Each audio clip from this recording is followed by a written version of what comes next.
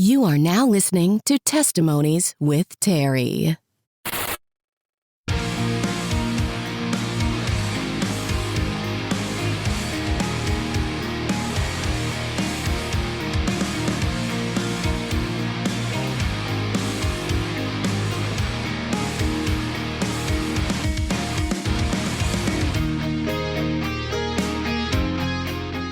Welcome everyone to episode 6 of Testimonies with Terry. I'm your host Terry Skaggs, and thanks a lot for tuning in for another episode. Before we get into this week's testimony, you may have seen that I posted a video on the Testimonies with Terry Facebook and Instagram pages this past week, and if you haven't seen it, all you need to know is that if you're interested in coming on the show and sharing your testimony, you can message me on Facebook or Instagram, or email me at twterrypod@gmail.com, and we can connect and see if it would be a good fit to have you on the show. So with that out of the way, let's move on to this week's testimony. This is one that I'm really excited for you all to hear, because you're going to hear a testimony of a woman who came from a broken family that was always in transition, dealt with mean girls at school, had a teenage pregnancy that brought a lot of shame on her, and doubts that she'd ever find a man willing to take on everything she had. But God worked through it all and brought her to a place of redemption. Ladies and gentlemen, this is Katie Kosciel's testimony.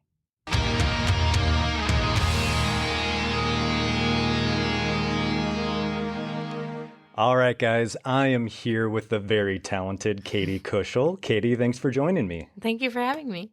So, Katie, I've had the privilege of listening to you sing worship, lead worship at River of Life for a number of years now, and it's no secret that I'm a huge fan of your voice, and I just love listening to you sing, listening to you worship. When did you realize that you could sing? Actually, I think I was like 3 or 4 years old, and I grew up. My dad sang a lot when we were growing up, tried out Tennessee and all that. So he actually was listening to me sing and could hear like she's actually singing on pitch. So he kind of taught me. And then I started singing in like pancake breakfasts. They were for like raising money for our community or something. I'm not even sure what it was, but Yep. Yeah, that's when it started. I was really young and in the small town newspaper, and I loved it. I loved it. But I think the passion for worship started more in middle school when I was at youth group and stuff. I was invited in to play keys and sing, and I told my dad that I play to my strengths, and piano is not one of them. So So who were some of your influences as you were finding your voice, developing your voice? Like professionally or like just in general. So I grew up around, the music that we listened to growing up was like Gaither Vocal Band and very like gospel. Elvis, his gospel album. Every Sunday on the way to church in Rochester, we would listen to that and sing to that. So I love that soulful kind of music. It always gets to me, pulls on my heartstrings. But as far as people I looked up to in like the worship ministry, a lot of it came from like Des, and she was kind of the person that like pulled me in and taught me when to sing and when not to and stuff. So I looked to her for a lot of the questions that I had and a lot of inspiration too. So yeah. And who's Des for those that don't know? Des is my youth pastor's wife, who I grew up with here at the church. So Des and Kirby St. John. Awesome. Yes. Awesome. Well, it's a privilege to listen to your voice, pretty much every Sunday. And I think we'll just kind of start where we always start with this podcast, and that's the beginning. So why don't you kind of take us through, where did you grow up? What was family life like for you? Okay. I grew up a little bit of everywhere. I was born in Kansas, and we moved to Minnesota shortly after. I think my second brother, first brother. I don't know. The next one. You got a lot of them. Yes. He was born in Minnesota, so it had to have been like we were there for a year. Anyway, all that to say, we came to Minnesota and then we moved all over the place in Minnesota. So we didn't really put roots down until I was probably in 6th grade. And that's when we moved here to Cold Spring. And childhood was a little bit rough. I know my parents will probably listen to this, so I'll say it like it is. But yeah, so it was a little rough.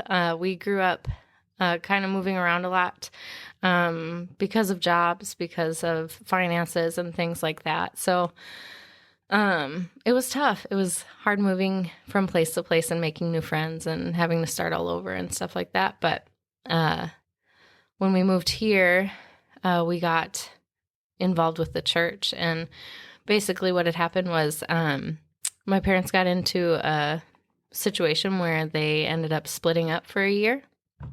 And we had family, aunts and uncles in this area that had come to help us move down here away from my dad.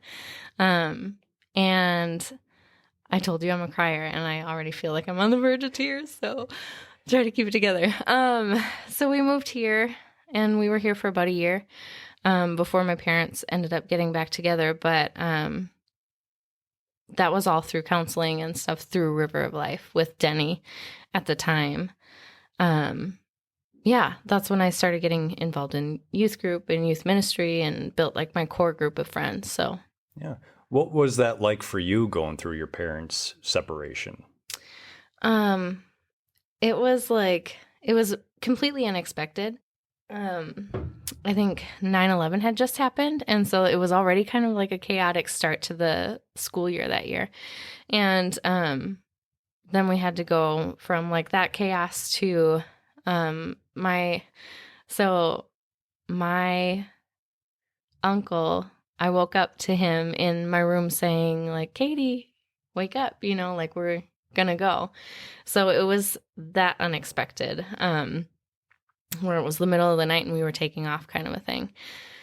And the whole year I really, really struggled with a lot of hatred toward, and it was all directed at my uncle, but I think it was directed at him because I didn't know who else to blame at the time. And I've worked through that now, but then it was a lot of hurt thinking that they were taking me away from my dad. And well, why were my parents separated in the first place? I was in 6th grade, so it was a lot of question marks for me. A lot of bitterness, a lot of hurt. But then I guess like I always talk about 6th grade as like the worst year of my life. I hated it.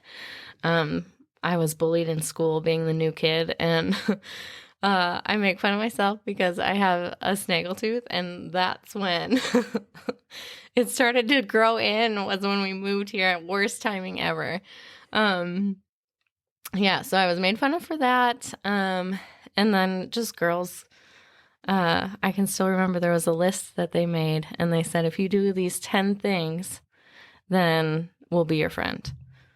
And I was like, okay, like I wanted to be their friend. I don't know how things work in this new place, it seemed like something that you'd see on a TV show or whatever. So I was like, is this real life? But anyway, yeah, it was a rough year. I hated that year. Yeah. And that's a tough age, I think, for most people. 6th grade, you were what, 11, 12 years old? And I mean, look at everything that was going on in your life at that time. Your parents separated very unexpectedly. You were torn from your home to go, somewhere else. You're moving to a new school. 9/11 is happening. 11, 12 years old. That wonderful puberty bug is probably kicking in. There's mean girls. Like, that's a lot to have to go through all at one time. Yeah, it was definitely a lot. And like when you look at it back, hindsight's 20/20, but you look back at it now and like at the time it did feel overwhelming, but looking at it now, I'm like, I don't know how I made it through that year, I don't know how any of us did, honestly, because it was rough, not just for me, but the whole family. So yeah. Were you ever told the reason for the separation? not completely. I think that there's always, and I don't know if it's gotten better or not. I don't get into that with them anymore, but I think there was just some bad blood and things were not good. And I think just like my mom's family had seen like just the cycle happening over and over again where we would move and then relocate somewhere else and then we'd have to move again, finances or whatever. And then it was just kind of a like maybe just a way for them to say, well, if you want an out, here's an out. For my mom, I'm not really sure. But I know that there was like just a lot that, and I think it was in the long run, it was really good for my dad too, just to see like what his role really means in our family and what it meant for us and for my mom. And he sought out some like counseling and stuff too. And there was marriage counseling and stuff too. So that it was like, it was good for them in the long run. But yeah, not really told 100% what the reason was. Were you able to communicate with your dad at all during that year of separation? Yeah, he would call just about every night. My dad's a over-the-road truck driver, so we were kind of used to having him gone and back and whatever. So we would talk to him every single night, and he would say good night to us and love you, princess, and all that. And it would make me cry every single night. Because you wanted your dad. Mm-hmm. Yeah. So you were able to talk to him. Were you able to see him at all during that year?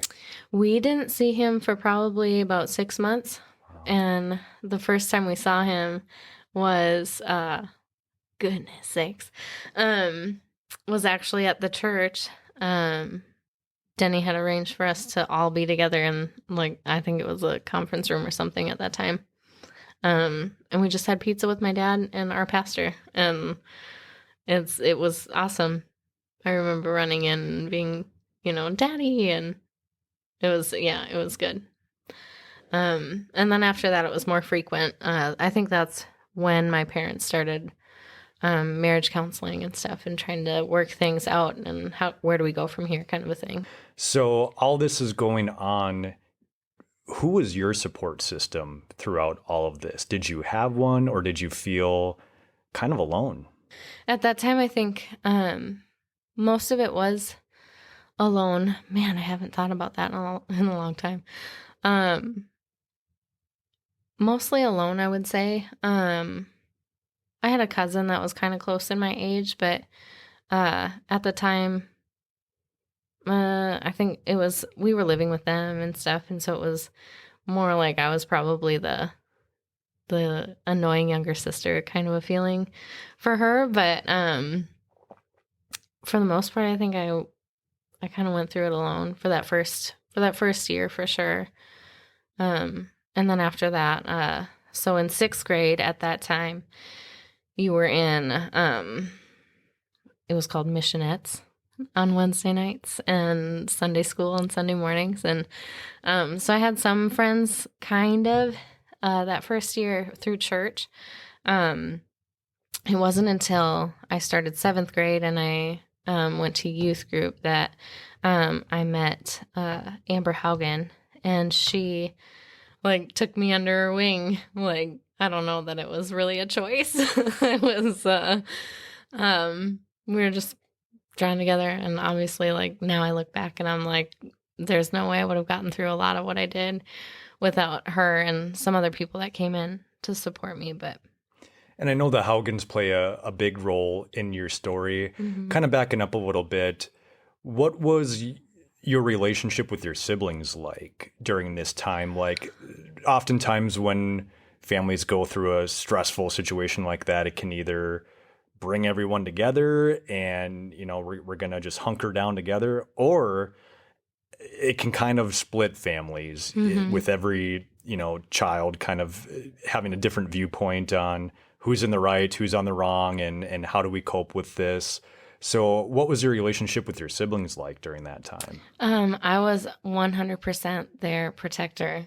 These kind of things would always bring us super close. It was like when you move to another town and nobody has any friends. For reference, I have 4 brothers that are younger than me. So I felt protective of them, and they, I think, kind of looked up to me and my brother Joe, just as like that strength and like almost stability, like they knew that they could count on me and I could count on them as well. So where did you get your strength as you were being the strong one and the protector for your siblings? Where did you get your strength? Like, how did you kind of replenish and recharge yourself? Oh, that is a good question. I don't know, honestly. I think it was definitely the Holy Spirit moving on my behalf, because I can't think of anything that I did that was like, whether recreational or, I didn't have any friends at the time. So, social media was not a thing. I couldn't like go and look on Facebook or anything. Honestly, God carried me through 100%. And what was your relationship with God at that time? We grew up knowing who God was and having a pretty solid foundation, as far as what God is to us, provider, he's faithful, and he's love, all these things. So I knew like the Bible stories and knew enough about him to know that he was always going to be there for me. There was always just that, if there's one thing that I can really commend my parents for, it's for laying that foundation for us at a very young age. So, yeah. So when you start going to youth group in 7th grade, were your parents back together at that time? Yes. So they they went through marriage counseling, and then so about almost a year exactly from the time they were separated to the time they got together. They were together. We moved into a little blue house on the corner in Richmond. And we started school at Cold Spring, and at the time it felt like life was perfect. My family was back together. So yeah. Do you remember the moment when your mom or your dad or both of them said, "Hey guys, we're getting back together"? I don't. I remember it more of like a gradual thing, because like I had said, they started their marriage counseling probably about 6 months in, and then the next 6 months my dad would drop in. We were living in an apartment in Cold Spring, a townhouse, and so he would come in and we would see him a lot more. So I think it was just like that, we saw it coming, could see the light at the end of the tunnel kind of a thing. So then you start going to youth group at River of Life in 7th grade. Amber Haugen really takes you under her wing. Kind of talk to us more about that. So in 7th grade, we started youth group, and it was like in this shed that was, I don't know, close to the church. And we had small groups. I think this is where it all started for like the relationship, I guess, started. We had a small group, and the first one I had ever been in we called it TJ's, Tin Man's Journey, and I can't really remember why. I think it had to do with like the Tin Man finding his heart, like wanting a heart. Very profound. Yes, for 7th grade. Yeah, so we did that, and at that time, it wasn't like split up by grade. They had kind of mixed in different age groups, so middle school to high school. I think I was like the youngest one, and I remember that year baking a cake, and I think Amber has a picture of it somewhere where it was a chocolate cake with chocolate icing and sprinkles and red hots, and Jelly Belly jelly beans and any kind of cake topping I could find. And I think that's when we became best friends. It was like, yeah, we started the small group. And then by the time I was graduating high school, she had been my small group leader from 7th grade to my senior year. So she did a lot of life with you. A lot, yeah. Picking me up, dropping me off, lots of things. What was it like to finally have that friend, that support system in your life? You mentioned, up to that point, life was pretty unstable for you, and you didn't really have, because of the moving and everything, a lot of friends, a lot of people to kind of lean on. So what was it like to finally have Amber and I would imagine like the people in your youth group to finally have that support? Man, I didn't realize like how much it meant until they left the church.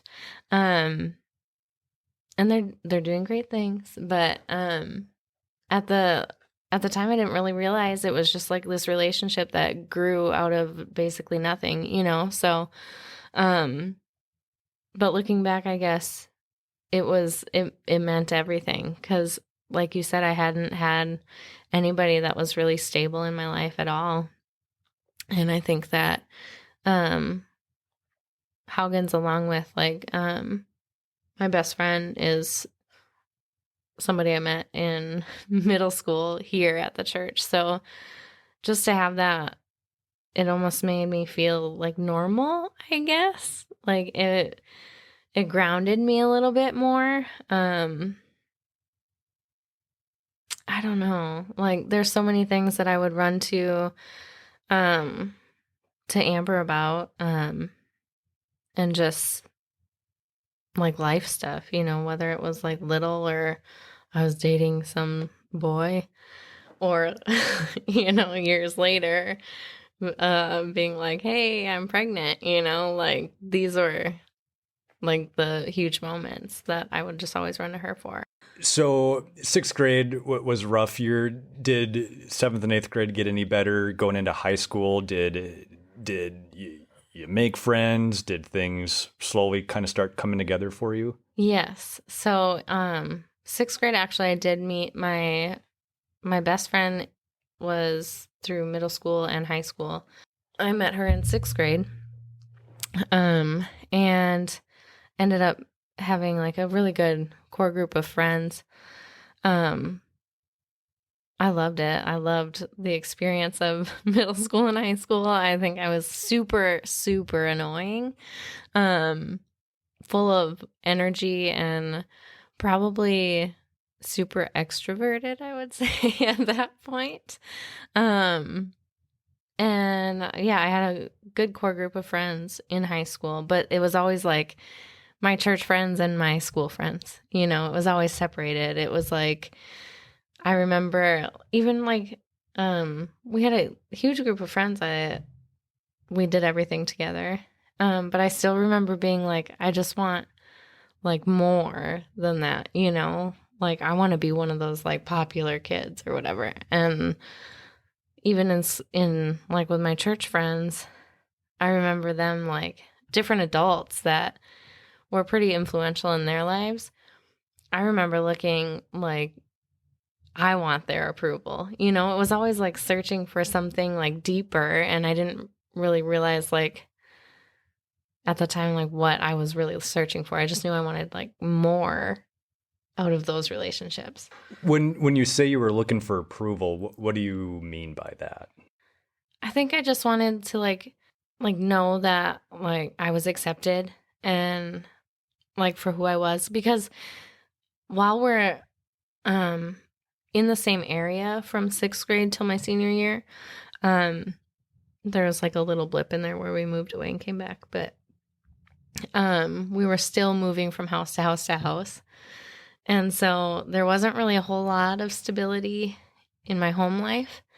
But I wanted to make it appear that way to my friends, and like they weren't stupid, I needed rides everywhere. And I was on scholarship for a lot of any sport that I did, which wasn't very many.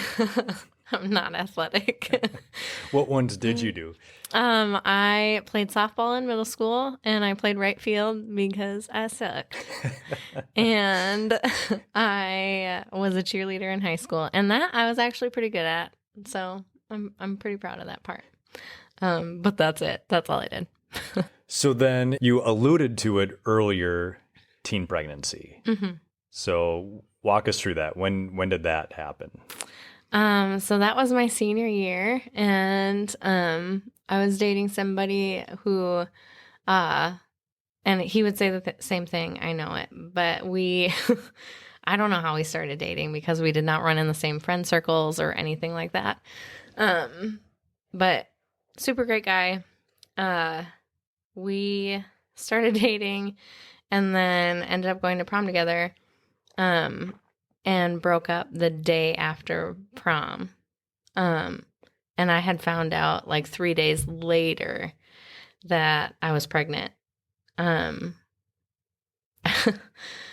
joke about it now, but it's whatever. It's funny. All my friends would say, you have a prom baby. He was not a prom baby. I found out right after prom. Anyway, so just to clear the air there. Yeah, I'm not sure how we started dating, how we, it was a very short relationship, but a high school relationship where, like I had said before, in my friend circles, I was looking for more approval of who I was and if they wanted to be my friend because of me, who I am, but knowing that they didn't even know who I was because they didn't know everything I was hiding. And in the same sense, throughout high school, I dated too many people. And, man, it was I knew that I was looking for that love and acceptance, in the wrong places. It's such a cliche, but I was. And so it ended up with, after dating all these people, my senior year, a month before graduation, finding out I was pregnant. And at that time I was serving on the worship team at the youth group, and I didn't realize how much of a difference or an impact I was making on people until, honestly, I probably have just started hearing stories about, oh, you were Katie Green. Everybody knew who Katie Green was. And I was like, what? I didn't see myself like that at all. So yeah, that was tough. That was a defining moment for sure. So as a therapist, I psychoanalyze everything. And psychoanalyze me.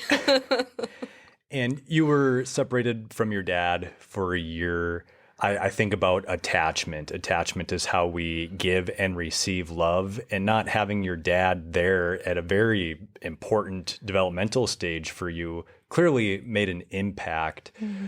When it comes to guys, do you, looking back at hindsight being 2020, do you feel like being away from dad, and I mean, not even that, but your dad being an over-the-road trucker, probably being gone a lot just with that and working a lot, do you feel that there was that extra desire to, I just want to feel loved by a guy?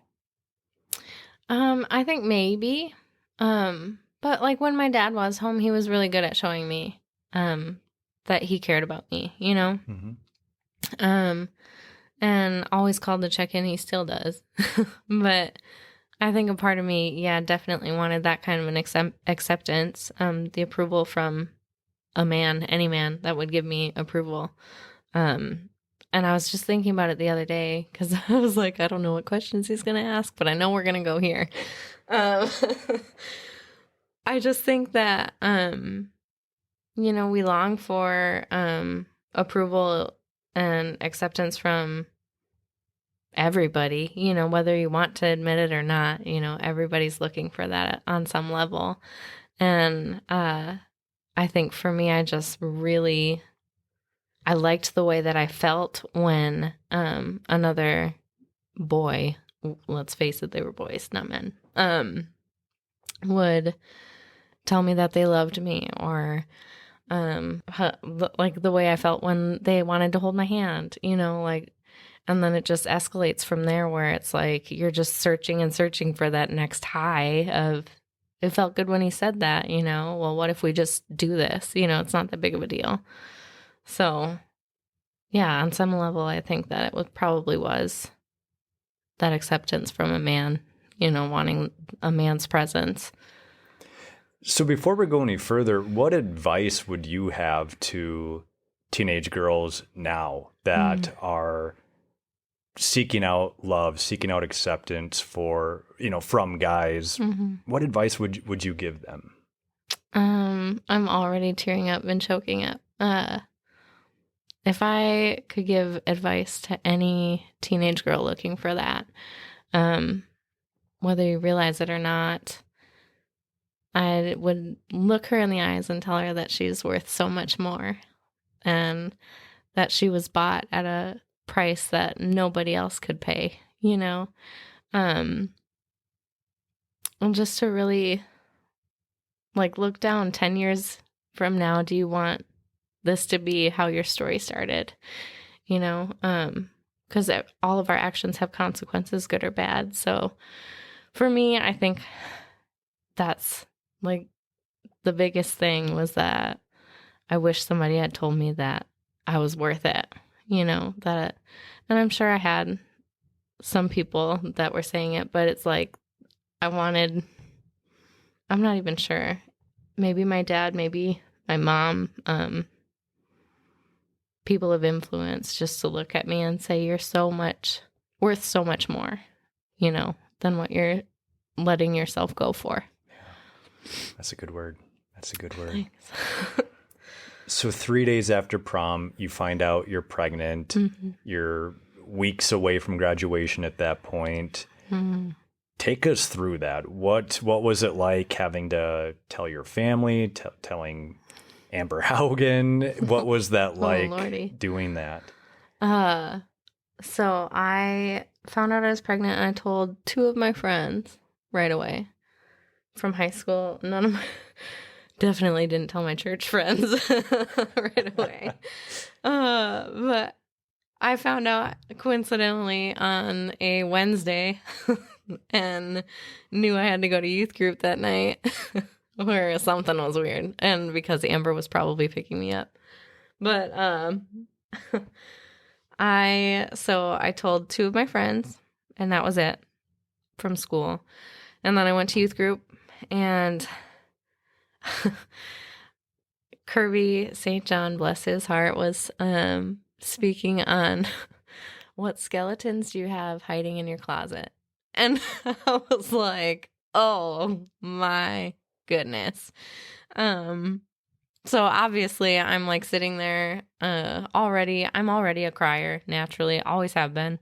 And then add my teenage pregnancy hormones on top of that, I was just a puddle, a huge mess. And so Amber obviously and Kirby and Des and everybody knew something was up, but I ended up down at the altar.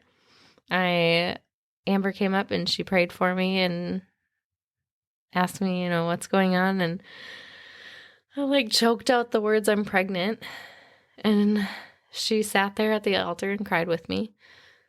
And then from there, we went to Kirby and Dez's house after youth group, and I sat on their bed with them, and we were talking and told them that I was pregnant, and they both broke down and sobbed with me. I remember the words, I'm not mad, I'm disappointed. Oh, those hurt. Those almost hurt more than... Then just be mad at me. Yeah. Just, please. Yes.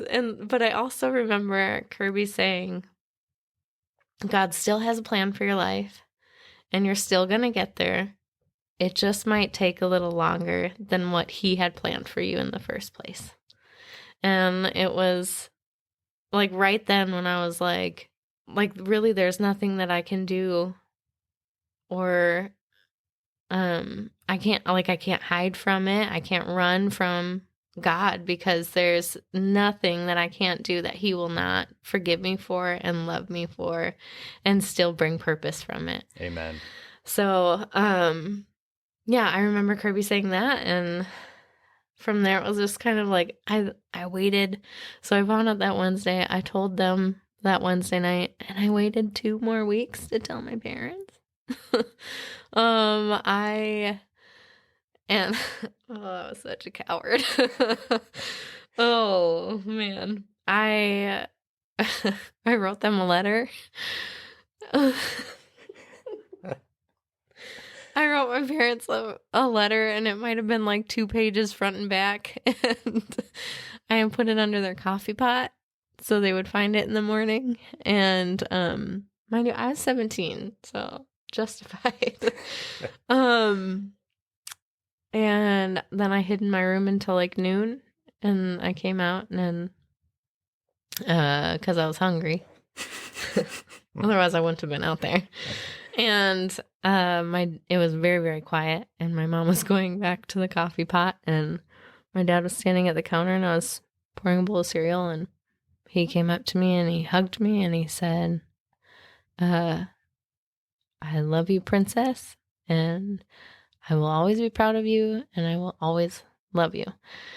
So it was like, then I'm crying again, and you know, but yeah, so then I had to come out, and my parents were really supportive. They never, I went through a whole long process of looking into adoption and whether I wanted to parent or not. And my parents never told me one way or another what I should do or what I shouldn't do. They just supported me. But I did end up living with, well, let's back up. So I ended up having to go and we're talking about telling everybody. So I went and had to go tell the whole youth group and stand up there on a Wednesday night in front of all my peers because I was in a student leadership position. And I had to tell everybody that I made a mistake and I am pregnant and I'm not going to be doing ministry anymore, at that point. That was hard. I had some of my like closest friends from church that were there that had no idea, and I remember my friend Leah being like right in front of me, and she thought I was like going out to speak and like, wow, go Katie. And I look at her and her jaw is like on the floor, like, what? Yeah, telling people was really hard. It's a really hard and shame-filled thing, especially at that age where I feel like I carried that around for a long time. A lot of shame. Yeah. What was the youth group's reaction? I didn't stick around long enough to really get a good read of the room.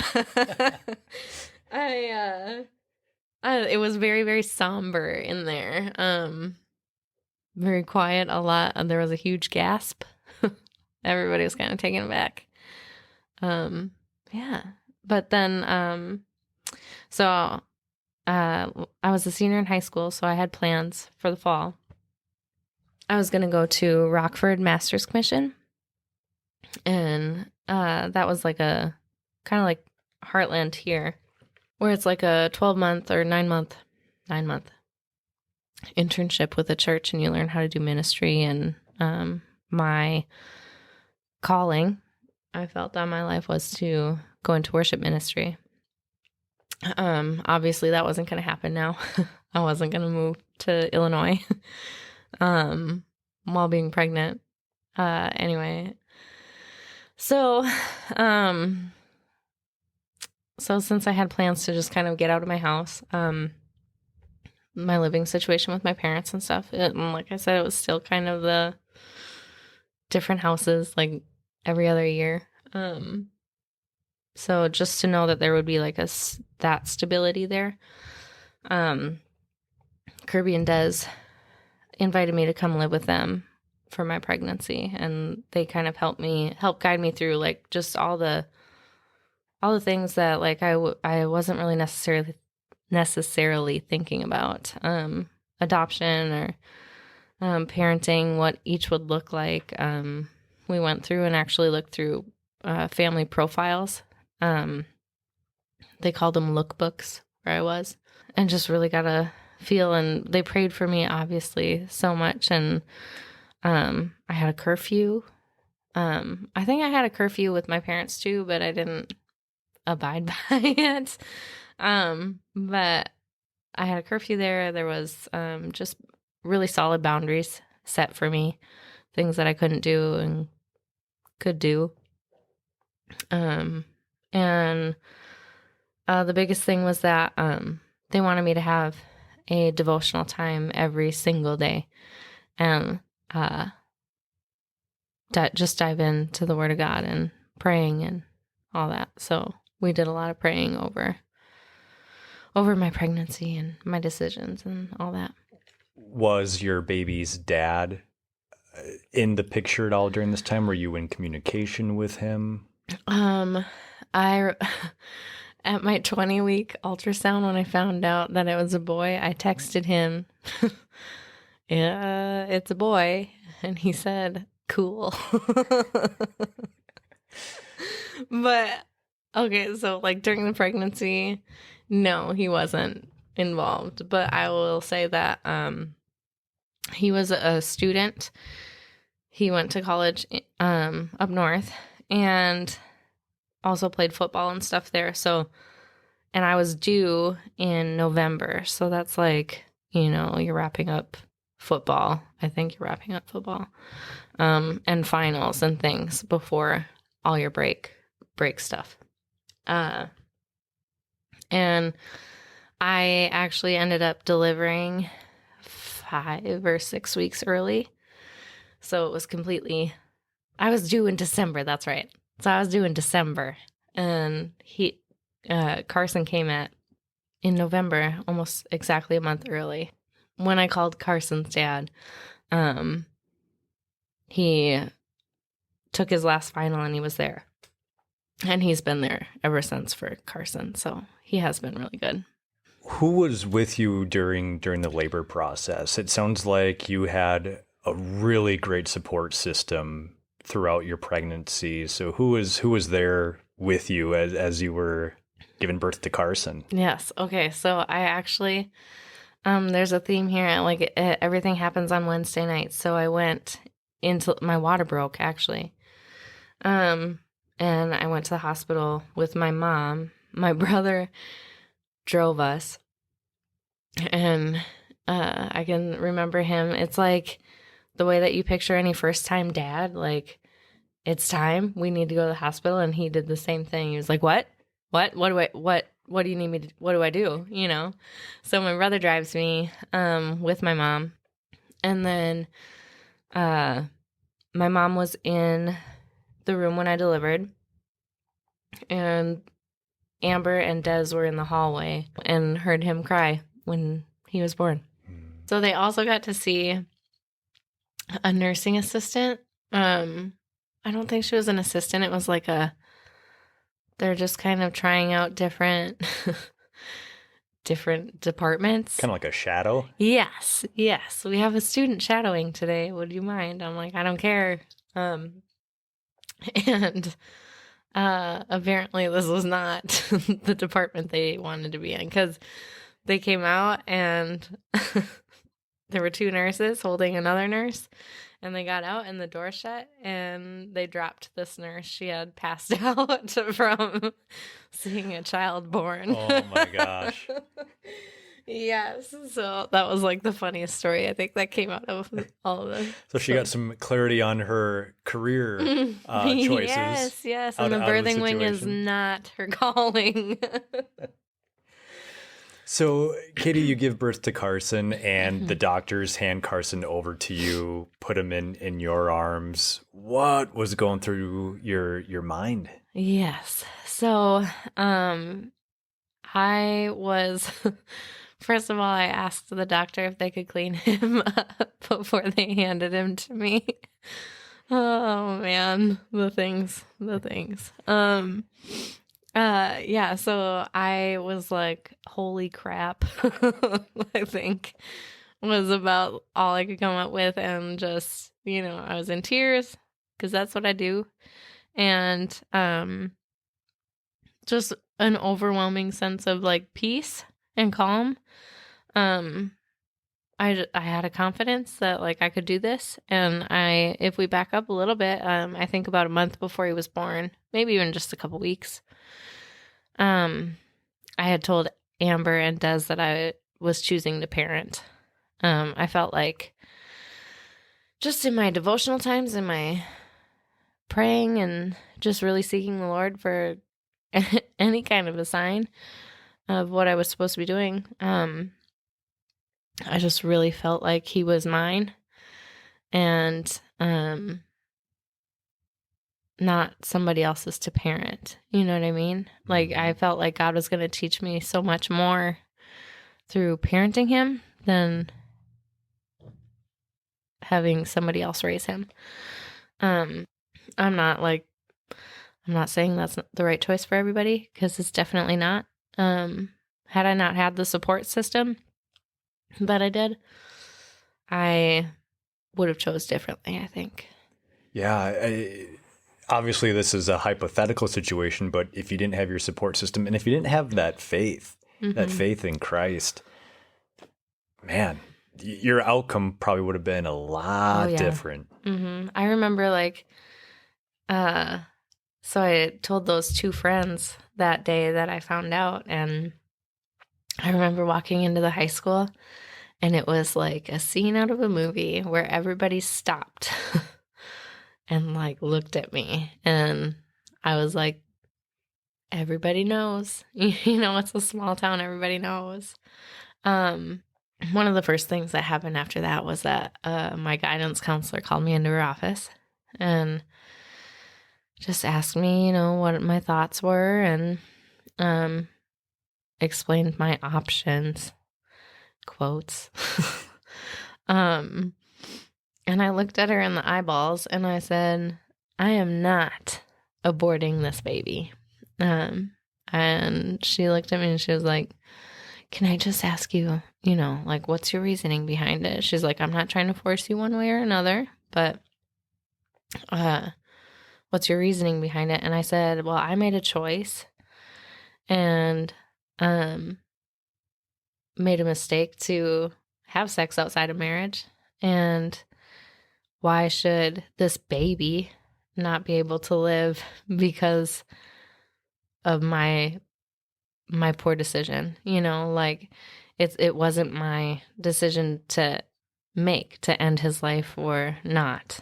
That wasn't in my hands. What was in my hands was what I was going to do from here on out with my life, So I got asked that a few times, well, why don't you just have an abortion?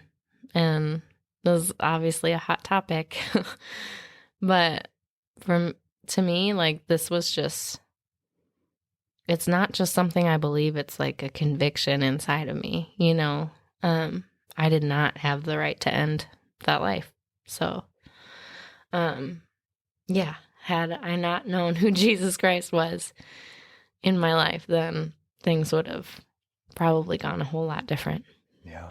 And Katie, there may be women listening to this right now who are considering an abortion right now. And I mean, you just kind of spoke to them there, but anything else any advice that you would give to someone right now who's seriously considering an abortion? For me personally, like, looking back, like I had said, had I not had the support system, I probably would have chosen to put him in an adoptive home. But I'd say, seek out counsel, like wise counsel, not just like a counselor at a Planned Parenthood or at a crisis pregnancy center even, but seek out a pastor, or maybe if you don't have that, I guess, there's I believe Elevate in St. Cloud, where they have the faith-based knowledge, you know, where it's not the worldly view. Seek that out and really, really pray about your decision, because it's going to leave an impact no matter what, you know, either way. I can only really speak to the decision that I made to parent, and looking back, he's taught me so much more about myself and who I believe I am, and who Christ has called me to be in my home, you know, with or without a husband. I can't imagine my life without my son. So, yeah, I really pray about it, you know. Yes. So, Katie, you give birth to Carson. Did you continue living with Kirby and Des after that, or what did life look like those first few months as a parent? Yes. So I ended up moving back in with my parents, and my family, and I was tired a lot. I didn't get to sleep in until noon on the weekends the summer after this baby was born, you know, like, it was crazy. But I did, like, probably the first year of Carson's life, I fell back into some of the old patterns, dating people and like searching for that. I think, like, being a single mom, I was like, it almost brought like a whole new level of like wanting somebody, like a man in my life, you know? And I think at that point I kind of realized that I didn't want to fall into the same patterns. I didn't want to be that person anymore, you know? And eventually kind of found my way out of it. I think it was back to that, people I had been connected with throughout my pregnancy. My friend Tammy Lindell just kept checking in on me, seeing how I was, you know, and kind of pulled me out of it. Like, wake up, girl, you know, like that's probably exactly what she said. You know, snap out of it. This is not who you're called to be, you know. But yeah, being a teenage mom, I think I still had the support. I still had the support of my parents and stuff, but in some ways almost to a fault, where I think I just depended on them. Like, I'd just leave Carson with them and go do what I wanted to do. You know, I feel like I justified it by like, well, I missed out on this college experience, you know. So why can't I just live that right now? You know, I'm not pregnant anymore. So, yeah, there was a year or two for sure that I kind of was in and out of knowing who I was called to be and kind of like fighting back against it. Like, I didn't want to fully embrace it because I didn't want to fully let go of the fun, you know, that I was having or whatever. So you mentioned you started dating again. What was that like for you?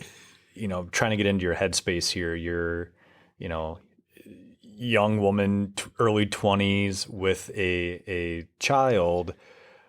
Did you struggle with doubting that who would want this? Who would want to walk into this kind of situation where I'm a young mom, I, you know, don't have the college education now because I, you know, am a mom.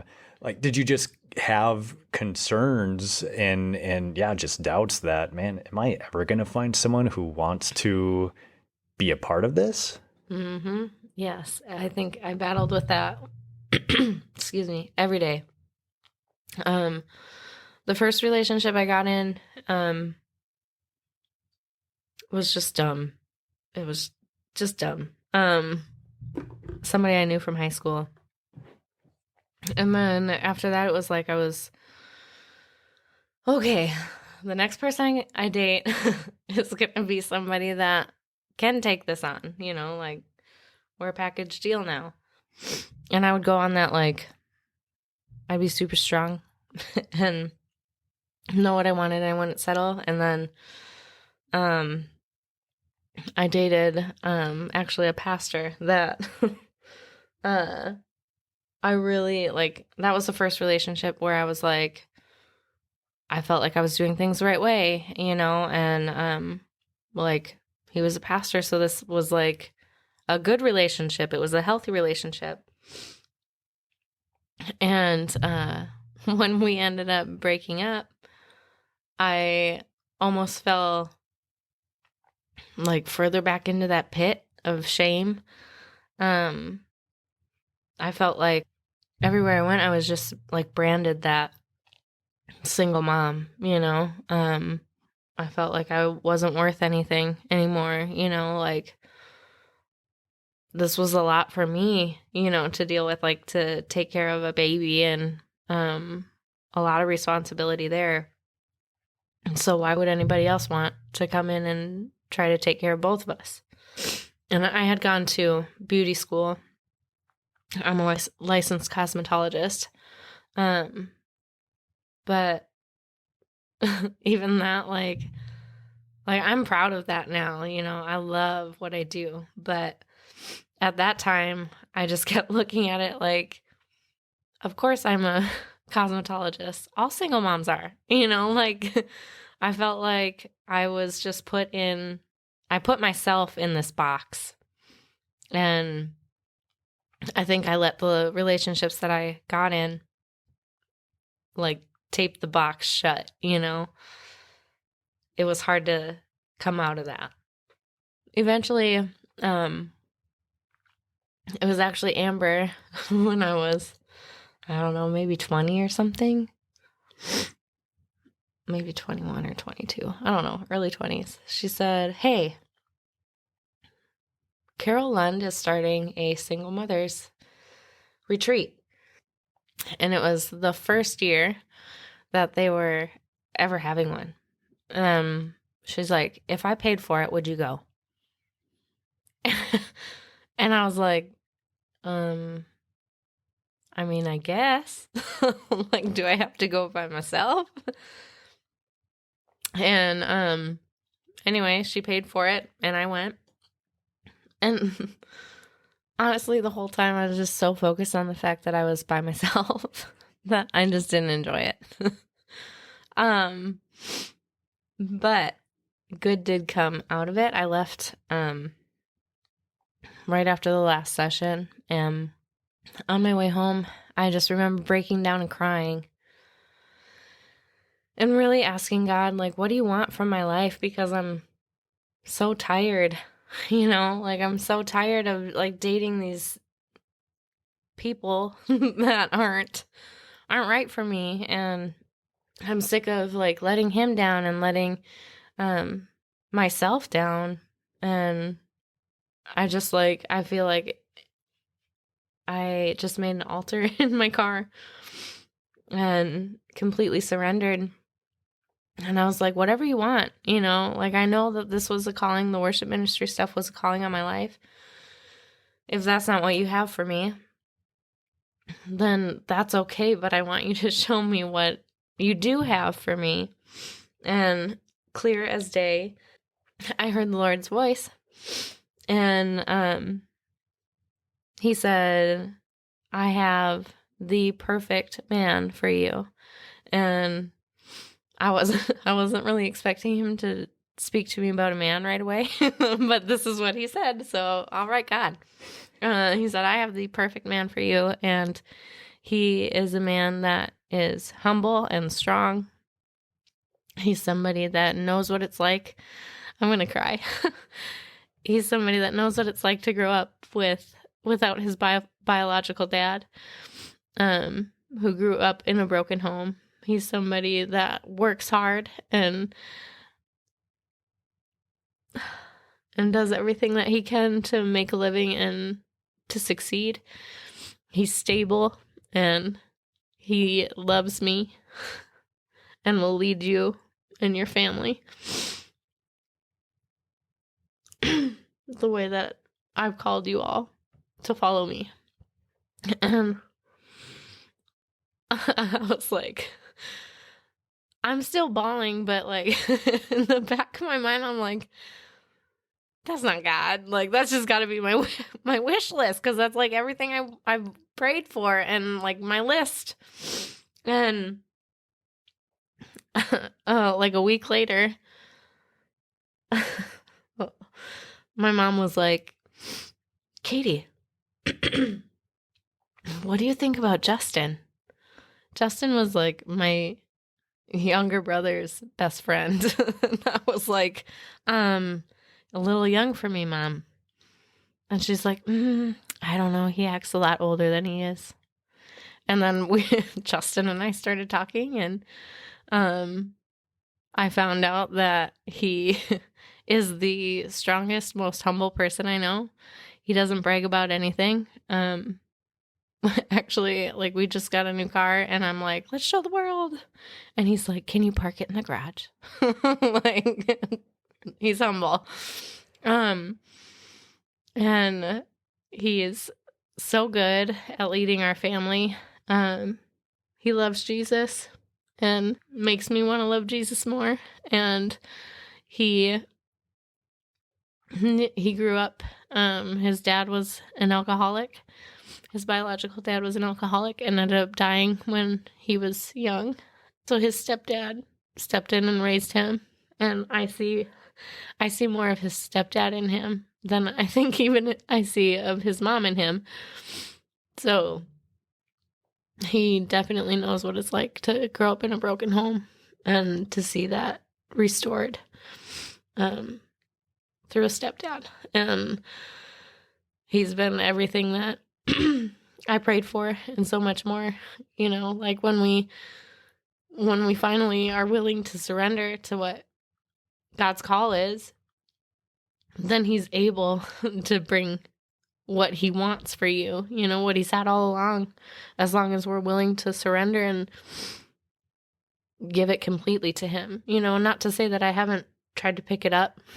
You know, I do that probably daily, but every day is a battle to lay it down, lay my kids down, and know that they're not mine. You know, they never were mine. They were the Lord's, and raising them in that, and raising them in a now stable and healthy home. You know, it's been more than a dream come true for me.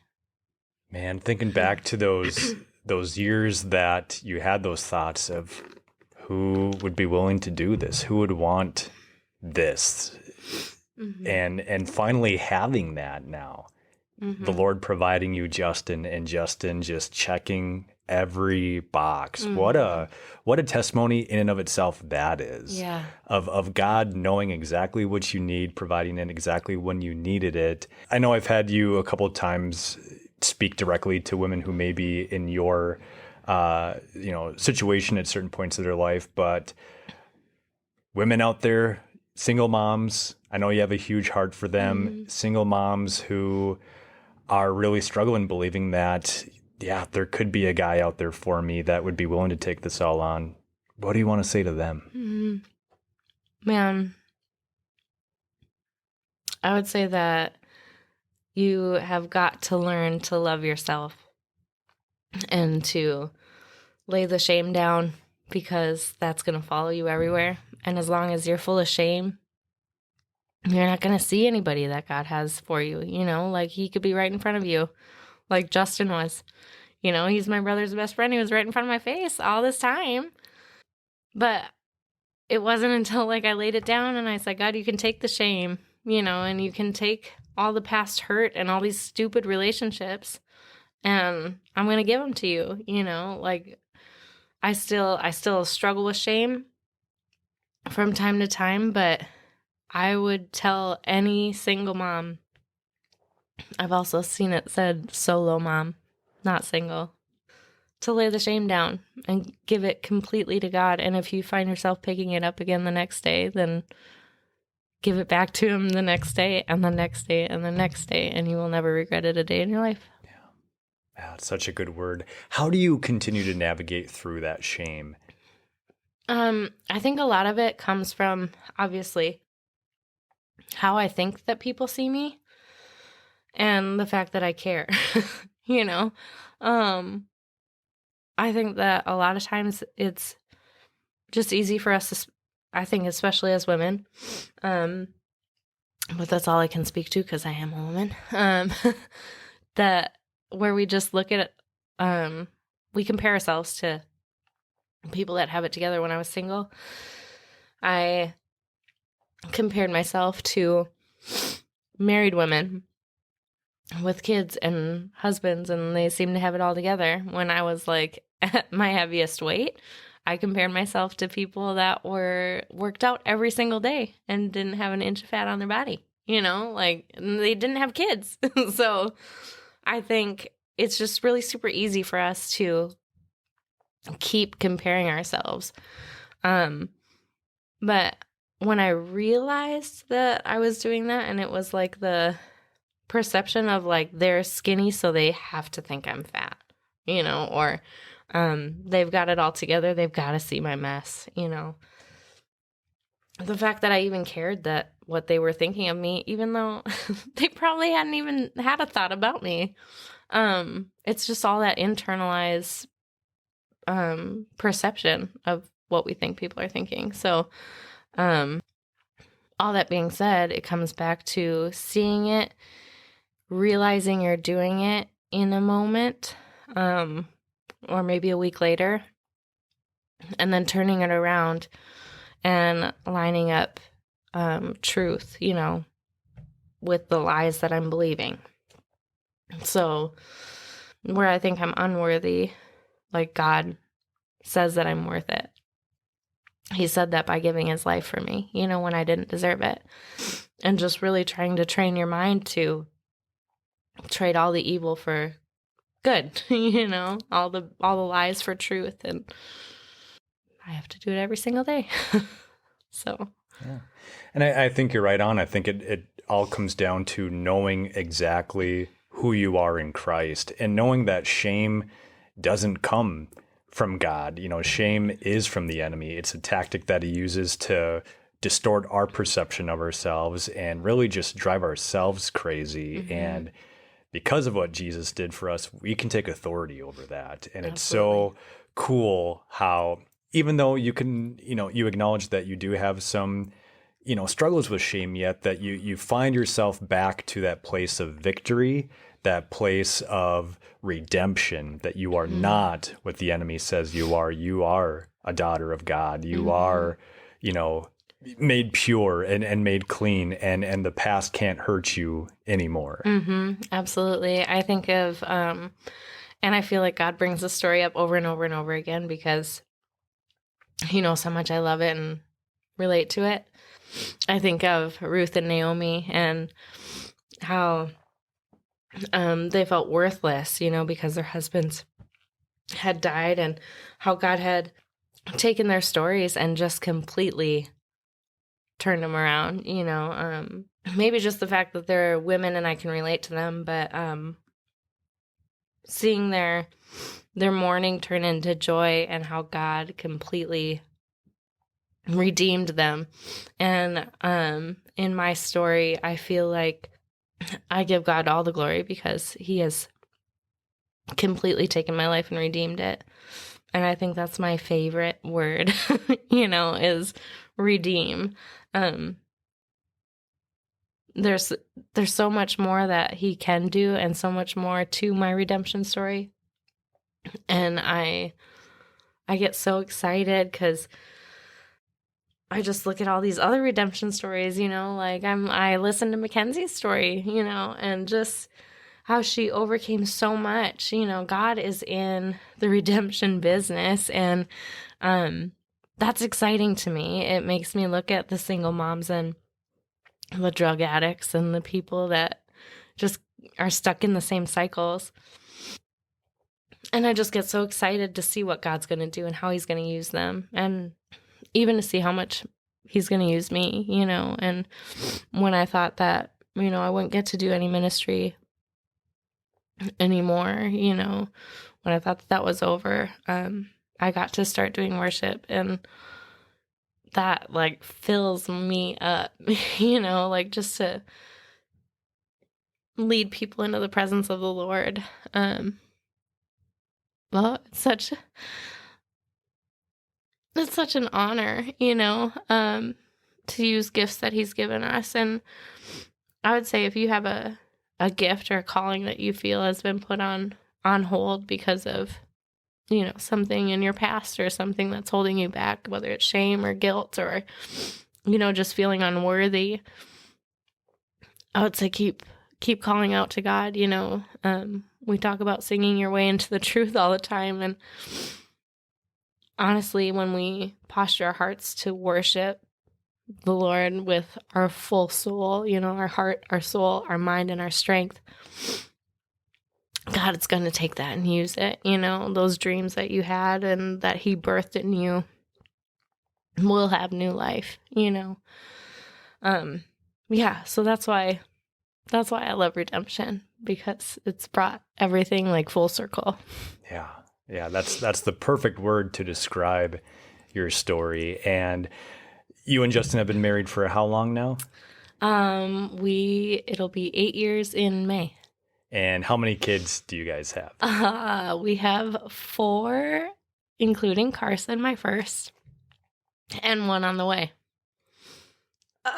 Terry didn't know that. Oh, I did not know that. Congratulations. So we will have 5. Oh my goodness. Kids. That is awesome. What a blessing. Yes. What a blessing. Mm. What is Justin and Carson's relationship like?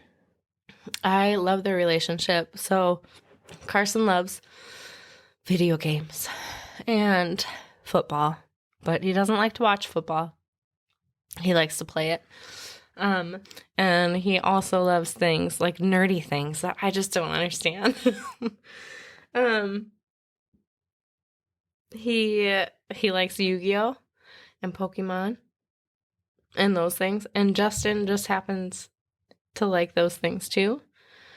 And Justin has never missed a game of Carson's. He's been there probably more than I could be. Sometimes when I was working in the salon, I worked a lot of nights and weekends.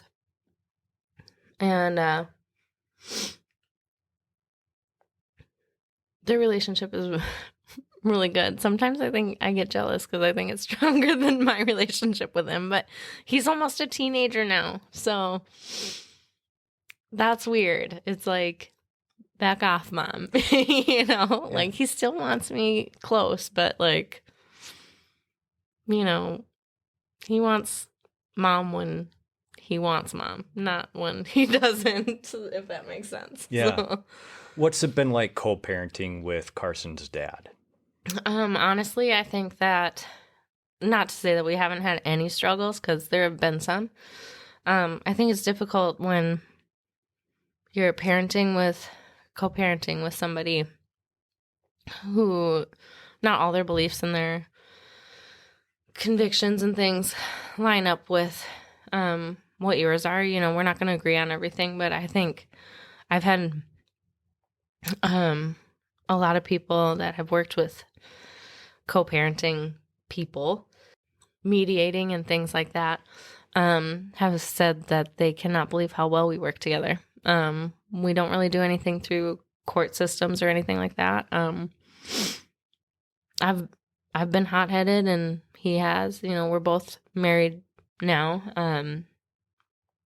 So there's always going to be some kind of conflict, I think, but for the most part, we've really been able to be respectful of each other. And I think that's huge for any kid, whether it's a divorced family or, growing up that way your whole life, like Carson has, your parents separated.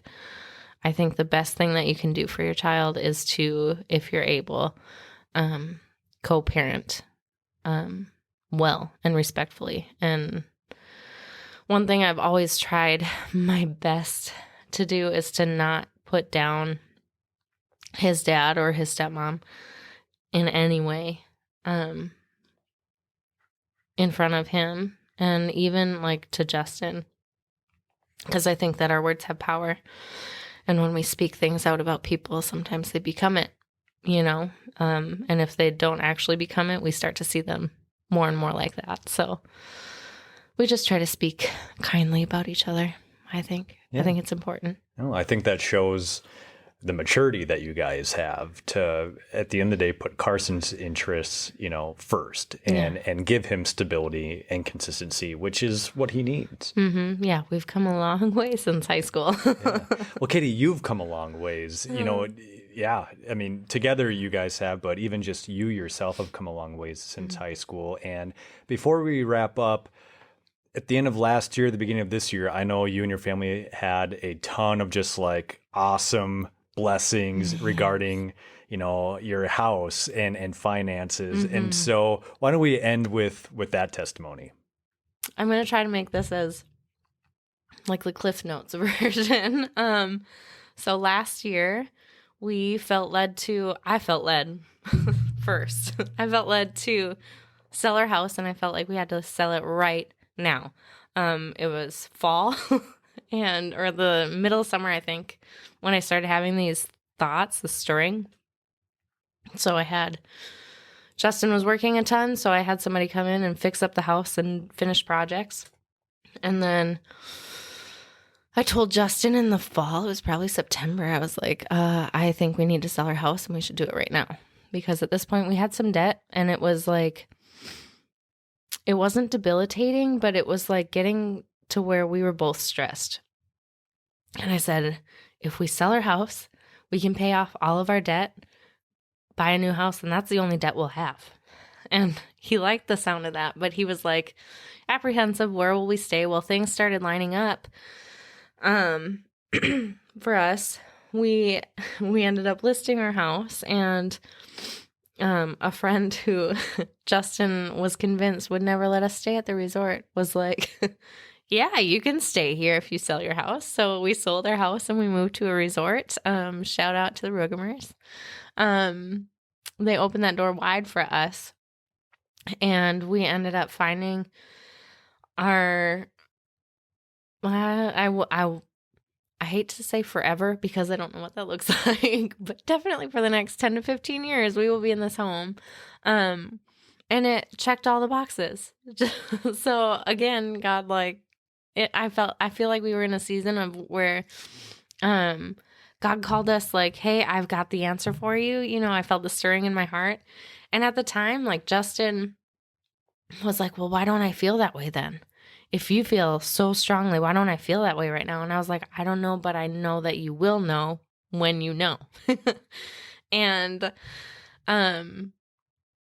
so it was such a cool way to watch his faith grow. Where I had, when I was growing up, it was like, that's all I had was my faith, like faith that God was going to provide. And I don't know where we're moving next or what we're doing next, but I know that God has something, that next step, and blind faith. And Justin didn't grow up like that. It was like if you have it, you save it and you keep it until you absolutely have everything else paid off. Like you have to have the cash for it now, all that. Things have to logically line up. So just to see that, like the difference, the polar opposites, and see God work that in him, where his eyes were totally open. And like, so this, Justin thought that this resort owner would not let us stay there for the winter, because it is a big inconvenience, especially a family of our size. And then they were like, yeah, absolutely. And actually, why don't you stay here? And all you have to pay for is the heat. And and we were like, other places are charging $1,500 a month. And we knew that would be a door slammed if that were the case. And Justin looked at me wide-eyed, like, when he said that, and he was like, I get it, So we stayed there. We bought this house that we now live in, and it checked all the boxes. The 3-stall garage. This was very important to Justin. He really wanted a house in the country. We didn't get that. That was the only box not checked at this point. But he got his 3-stall garage and his detached shed that he won't let me put anything in because that's his space. But I got the 4 bedrooms for our kids, the 2 bathrooms, open concept, like main laundry. It was just like all the tiny, it's a small front porch, but it's a front porch. It was on my list. And a patio, nice neighborhood. It was absolutely an answer to prayer. And then, so had God not opened the door to this resort, had we not stepped out in faith last fall and sold our house when we did, and then stayed at this resort, we would not have known at all about this land that came up for sale. So the owner of the resort, he was selling 10 acres. 10 acres of land just for hunting, and that's literally all Justin wants land for, is for hunting.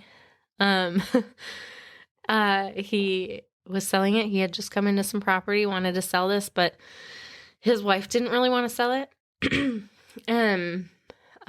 Justin grew up with this guy's son. They were really good friends. And so Andy is his name. He came up to Justin and was like, "Hey, my dad wants to sell this land. My mom's not too sure about it, but I bet they would sell it to you." And he's like, "Okay, well, tell your dad I'm interested." Well, he tells his dad, and then his dad comes back and says, "Oh, well, if you want to buy it, I'll sell it to you on contract for deed. So it doesn't affect the loan of your new house. You can pay it whenever you want." Like, it's not like this. It's not like a bank owned property where you're locked into it. There's no stress in it. There's been no stress at all with the way that we've come into our home and our land. So I feel like we stepped out in faith and in obedience. And when you do that, God blesses you. He blesses that. And Amen. It's been incredible. Yeah. Yeah. I remember as this was all going in, obviously I was viewing it from the outside. So Katie's my hair lady. So I would go over to her house and you'd fill me in on like these latest developments. And it seemed like things just kept falling into place. Like It was almost like you couldn't do anything wrong. Like God's blessings were just so, there's nothing you could do to stop it. Right. And there's nothing we can do to stop it. Once that tide's going, like just get ready and be blessed. Yes. And what stands out to me throughout that testimony you just shared is that God is such a good dad who knows how to give good gifts. Yes, absolutely. Because you got, other than the house in the country, you got everything that you wanted, probably plus more. Yes. We've got incredible neighbors. Like, I couldn't have picked a better spot for us. Well, Katie, it's been so incredible getting to hear your story. Thank you so much for taking the time to share it with us. And I'm leaving our conversation just feeling so just kind of revitalized of just seeing the redemption. Again, that word just really stands out here, like blinking, flashing lights, like redemption. Neon Signs. Yeah. Yeah. And I have no doubt that your story is going to continue to change lives. I know it already has. And I just hope that with this platform, more people will get to hear it and have more faith and hope that whether they're a teen mom, whether they're, a single mom, whatever it may be, whether they're in debt, whether their parents are separated, that you've been through that all and here you are. Mm-hmm. God has carried you through it all. And it's so cool to see who you've become through it all. And I asked Mackenzie this. I'm going to ask you this last question. Okay. Everything that you've been through, you said that you used to struggle with shame and that label of the single mom, the teen mom. Who is Katie Kosciel? First and foremost, I am a daughter of a king. I am deeply loved and held close by my father. I have a better relationship with my parents. So, I'm a wife to an incredible husband that I couldn't have picked for myself. I am a mother of almost 5 beautiful children, and I am completely redeemed by God's great grace and love and mercy. Amen. Amen. Well, thanks again, Katie, for coming on. Yes, thank you. Thank you so much for having me. Seriously.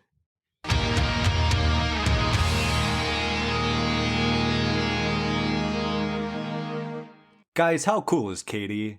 Come on, I just love how authentic and real she is, and she's just an absolute gem. And as you can tell, she has such a big heart for single moms, and I'm excited to share with you that Katie is planning on starting a single moms ministry and is currently planning the first meetup for it. So if you're a single mom in the Cold Spring, Minnesota area, or you're willing to travel to that area and you want to connect with other single moms, reach out to Katie on Facebook or at KT Kusch, KTKUSCH on Instagram, and she'll give you the details as far as when and where the meetup will be. I know God has big plans for Katie and her ministry, and I'm excited to see what he does with it. If you guys have any questions you'd love to hear Katie answer about her testimony, use the hashtag AskTWT across the Testimonies with Terry social media pages, send me a message on Facebook or Instagram, or email them to twterrypod@gmail.com, and we'll pass them along to Katie for her to answer. That's it for this week's episode. I'll be back next week with another great testimony, and as always, live your life in such a way that glorifies God and kicks Satan's butt.